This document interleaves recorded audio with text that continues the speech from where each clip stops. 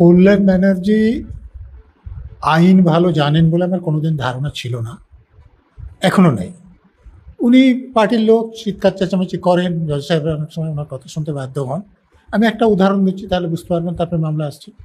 সম্প্রতি তিনি বলেছেন যে গভর্নরের নামে প্রতিটা থানায় এফআইআর করবে, কিন্তু সংবিধানের 361 নম্বর ধারা অনুযায়ী রাষ্ট্রপতি এবং গভর্নরের নামে কোনো ক্রিমিনালের শুরু করা যায় না কি, এবং সিভিল কেস করতে হলেও 2 মাসের নোটিশের পর।